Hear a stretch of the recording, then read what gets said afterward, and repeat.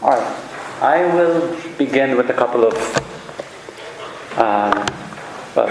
with one quick disclaimer, I suppose. So I think unlike the majority of the presentations which you've seen so far, this is, if there's a kind of philosophy, computer game scale, this is very much philosophy, very little computer games. I will get to computer games at the end, I promise. But the main thing I wanted to do with this presentation is to trace a particular understanding of play and its value as it develops from the aesthetics of Kant and Schiller, and then tracing that through to the existentialism of Sartre and the phenomenology of Fink. Building up to the argument that this is still, implicitly or otherwise underpinning the understanding of play, which is current within a particular branch of game studies, and that therefore it is useful to be aware of it and to unpack the assumptions contained within it. The other disclaimer is that, given that I need to go through a couple of 100 years of philosophical history in 20 minutes, it's going to be a bit packed, so I'll try to go as fast as possible.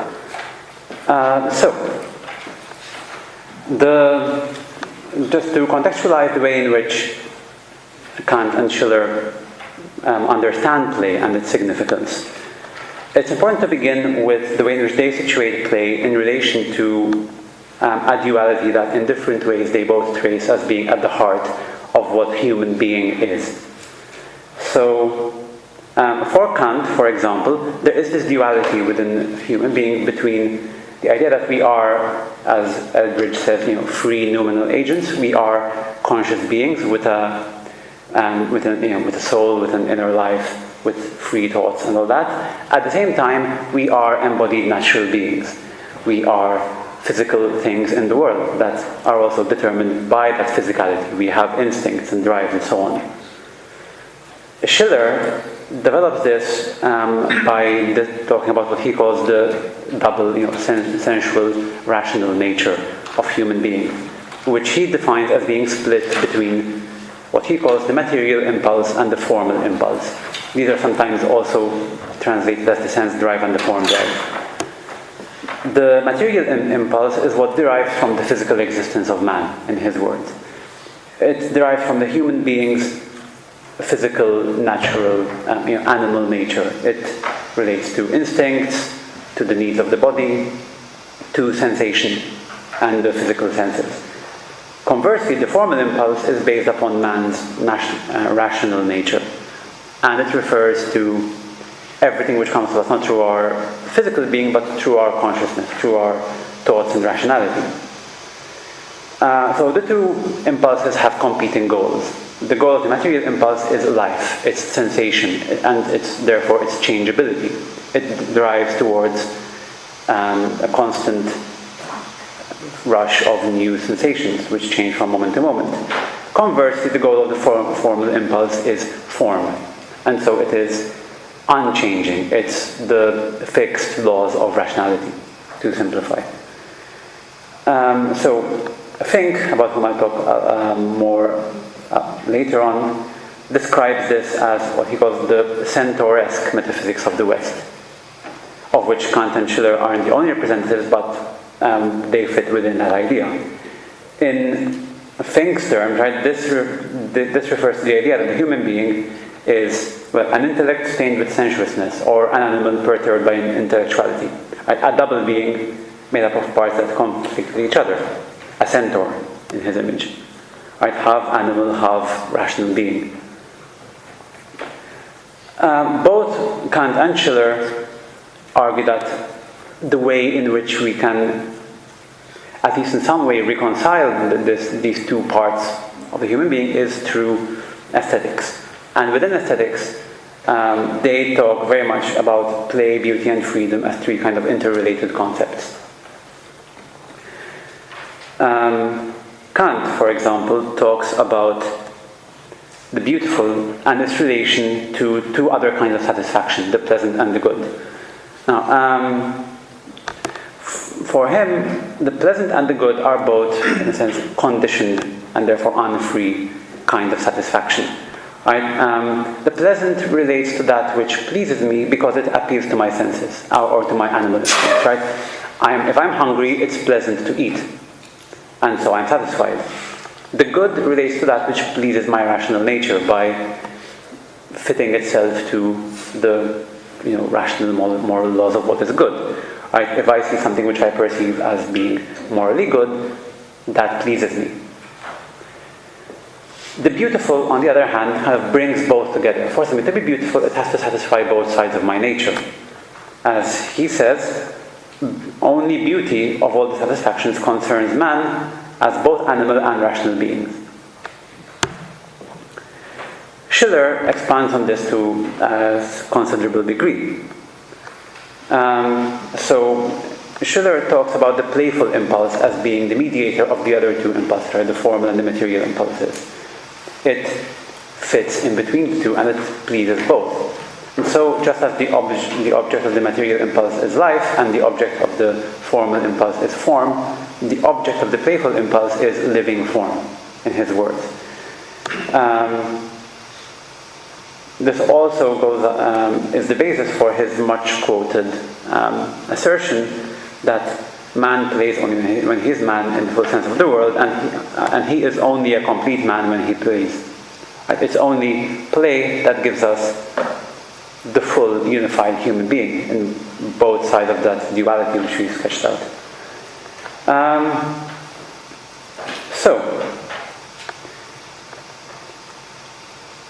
The other kind of term there, we've already talked a little bit about beautiful, about the idea of the beautiful and how that relates to play. The other part of that tripartite set of terms I talked about is freedom. So Kant said that it's only the beautiful which is a free satisfaction, unlike the pleasant and the good. And I've spoken a little bit about that, right? The pleasant is determined by the needs of the senses. The good is determined by the needs of our kind of rational nature.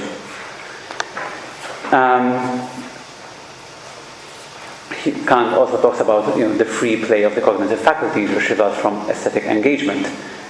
But I won't go into that too much because it's quite a difficult idea interpretively, and there's also debate about what exactly Kant means by that, and I don't have the time within 20 minutes to go into that. Schiller also talks about how freedom emerges through the playful impulse, which unites the two impulses.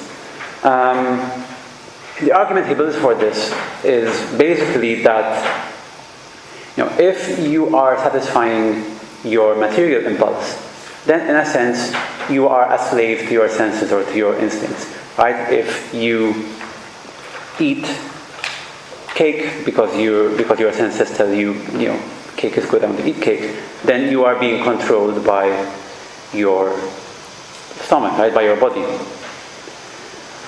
and that is not a free act.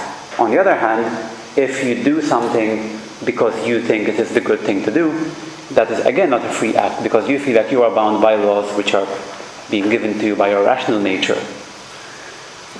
On the other hand, the playful impulse, living form, satisfies both. Right? It's something which is pleasing to your senses and also to your rational nature.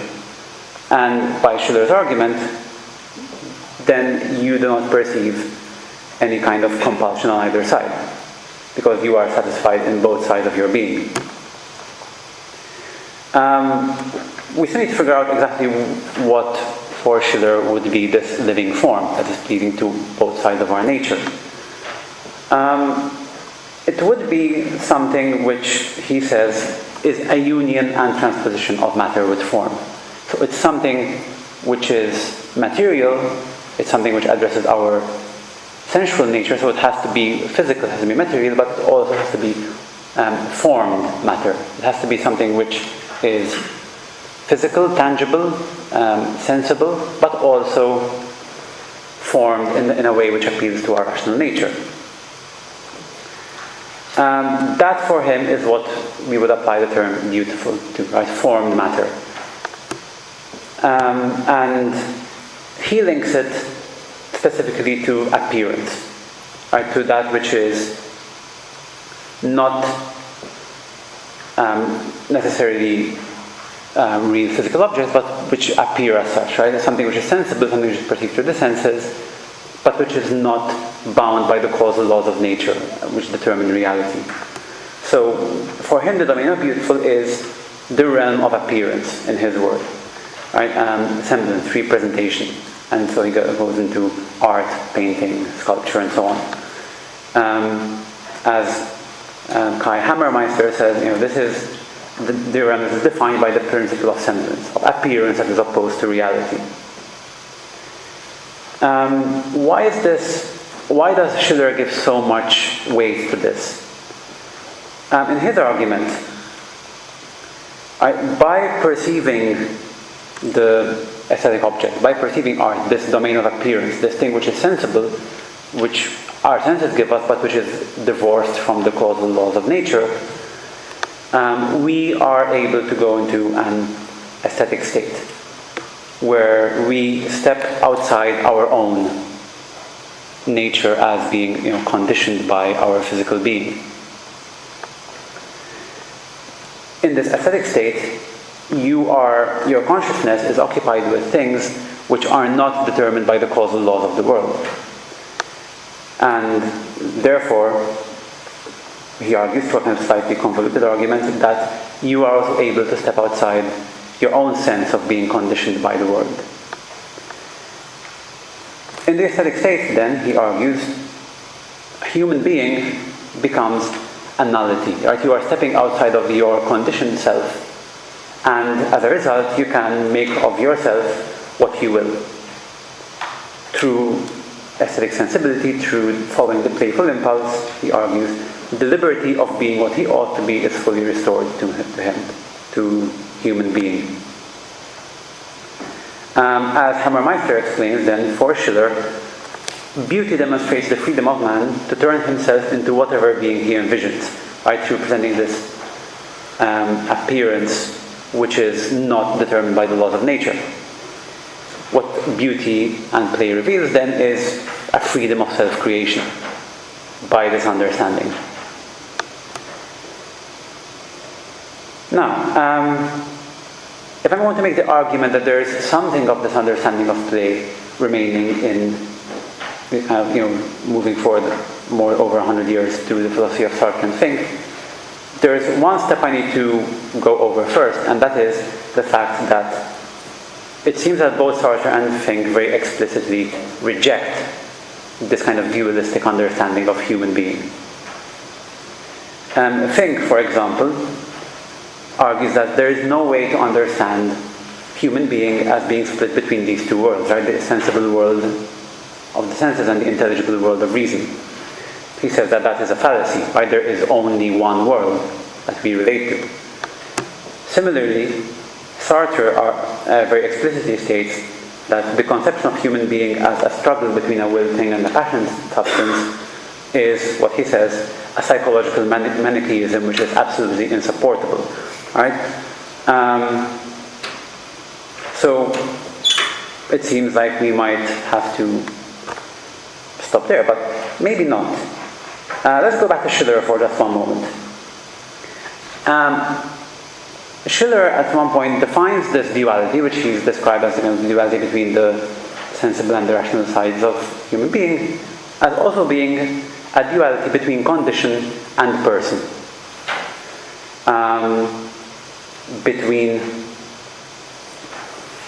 On the one hand, there is the person you are within the situation you are, the way in which your physical, sensible being has determined you as a particular person in the world. On the other hand, there is your ability, rationally in thought, to go beyond your condition. As Schiller goes on to say, you can only do that through your aesthetic condition. It's only in the aesthetic condition, when you stand apart from yourself and you observe yourself, that your personality can be detached from the world. Alright, Sartre doesn't want to talk about centaurs, let's not talk about centaurs, but let's talk about waiters, because Sartre talks about waiters. Sartre argues that the human being is, on an initial basic level, you exist because you are thrown into the world in a particular situation, right? In a particular condition. At the same time, you are able, if you take on the responsibility of existential freedom, to step outside of that condition and determine your own being.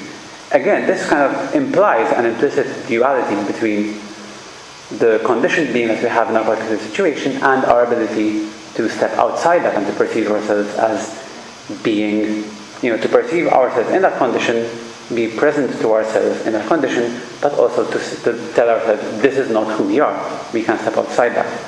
We are a nothingness, which also links back to Schiller's definition of the nullity in which aesthetic experience leaves us. So, I'll go very quick because I'm running out of time. Sartre does talk about play. He only spent a few pages on this within the 700 plus pages of Being and Nothingness, but it's quite a pivotal concept within that. For Sartre, to play is to step outside the spirit of seriousness, right?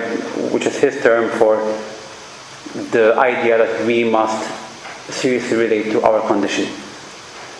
To play, Sartre argues, is to engage in an activity in which you yourself are the first origin, in which you are not answering the demands that the condition places on you externally, but you are determining the conditions in relation to which you're going to act yourself. You set the rules, and there are no consequences according to the rules posited by yourself.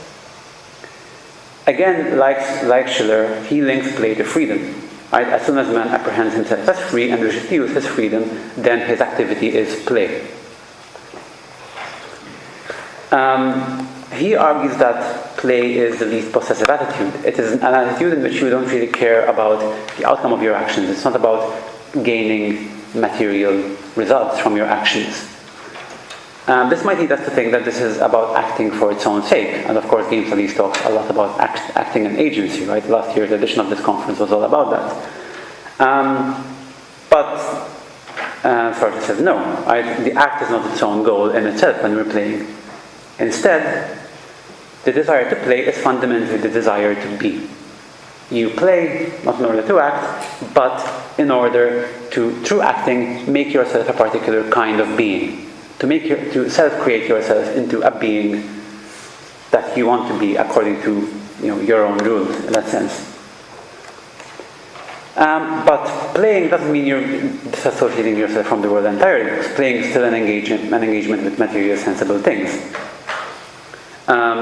He gives the example of children building a snowman, where they're taking this physical matter in the world and they are, as he says, imposing on it a form, which is coming from me, which has its origins in myself, but which I impose upon the matter, such that the matter becomes reduced to this form which I'm imposing on it. So, engaging with the object of play is about making this thing in itself in the world into something which feels like an emanation of myself, right? Imposing myself completely on it. So obviously this is an understanding of play which is completely, which would be completely rejected from a post-humanist angle, for example. Super quickly. Fink situates his understanding of play very much in relation to Schiller in an implicit way.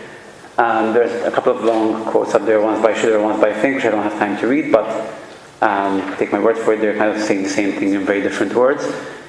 But I'll focus on Fink's quotes there. Right, Fink argues that, well, when we're moving through life, we start off with this kind of infinite set of possibilities. As we move on through life, each activity we engage in, each choice we make, reduces those infinite possibilities down to one actuality. Right? As he says, the child is indeterminately everything, the old man is determinately little. We are born as many and die as one. Cheerful thought. But for Fink, again, play is how we get around this, in a sense.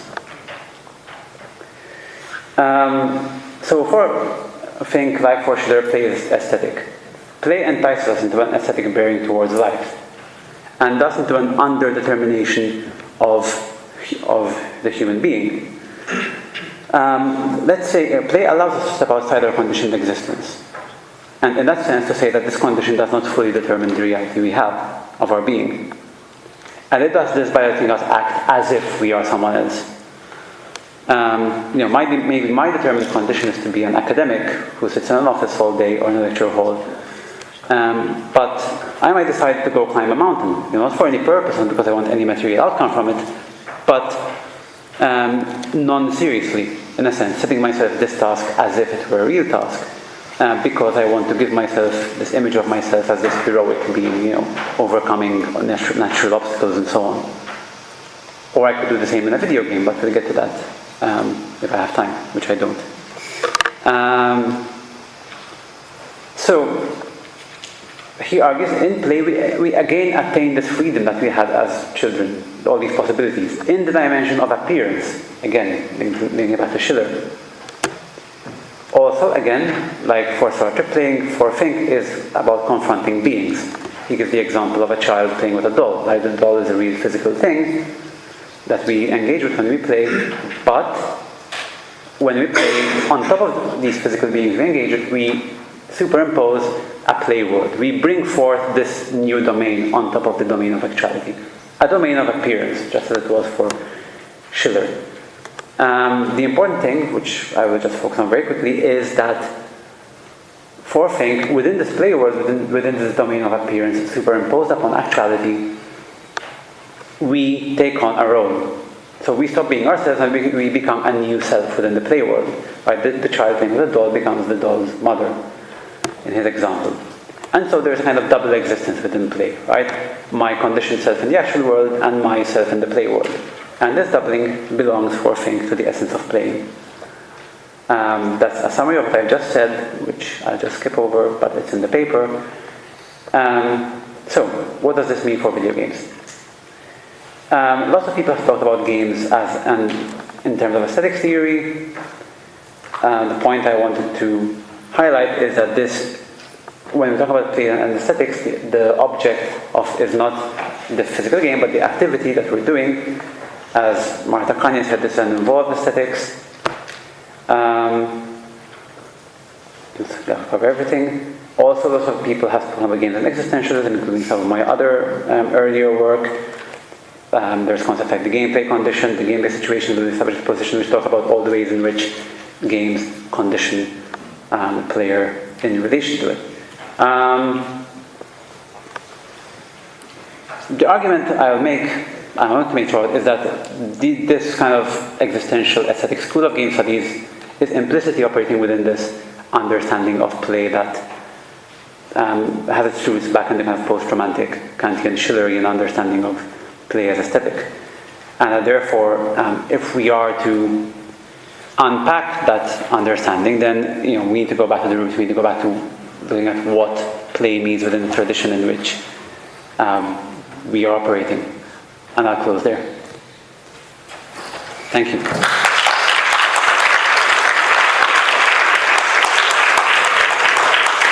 And we still have about 5 minutes for questions.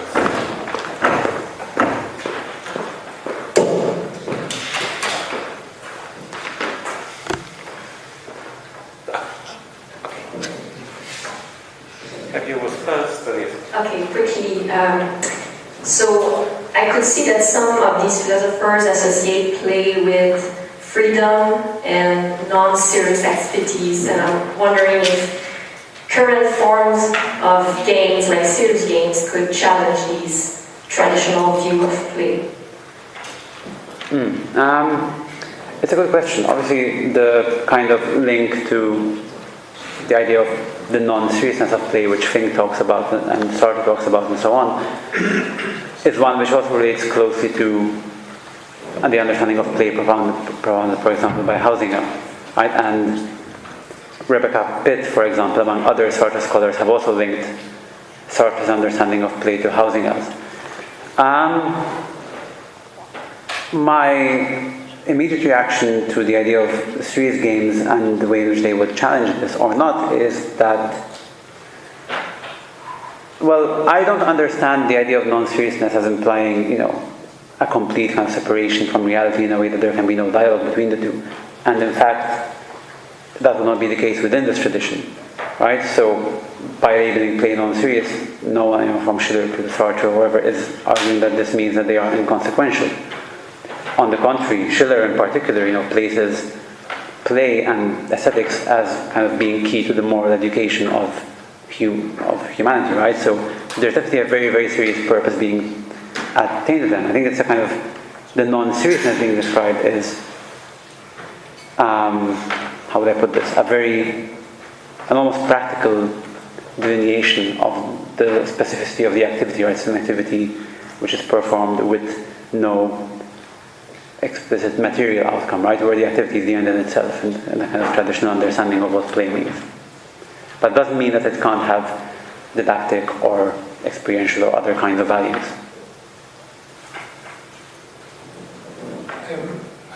Thank you for a very interesting talk, and so I guess it's sort of unserious comment, I suppose. I was just struck about the kind of Schiller quote where he talks about that it's only when man ceases to identify himself with that world that becomes evident to him. That it's very similar to these discussions of flow. So it's a lot of like the definitions of flow is about losing self-consciousness while being extra conscious or seeing yourself from the outside. So I was just wondering, not as a biographical question, but so what is the kind of example that Schiller gives for that kind of experience? Well, one thing I didn't say for reasons of time is that Schiller is very explicit about the fact that he's not actually talking about, when he talks about the playful impulse, he's not actually talking about playing or games, right? He's very explicit about this, right? I'm not talking about these silly games that people play. I'm talking about serious stuff. So he's primarily giving examples of engagement with very narrowly understood artistic works, right? And the aesthetic experience that pertains to looking at painting or something like that, right? It relates to again, it's a very kind of long-winded argument, but the basic idea is when you are contemplating an aesthetic work, in whatever medium it might be, you become aware of something which is, in a sense, kind of self-forming, which contains its own rules for existing, which is not determined by the causal laws of nature. And again, I'm simplifying here. That leads you to the contemplation of your own being as being something which is not like that. Leads your consciousness to be aware that it is not itself conditioned by the laws of nature. It can comprehend these things outside the network of cause and effect, and therefore you cease to be determined. You cease to understand yourself as being determined by causality, and can, through consciousness, make of yourself something different. I think that's the argument that Schiller puts forward. Okay, and that concludes the Q&A session for the second question.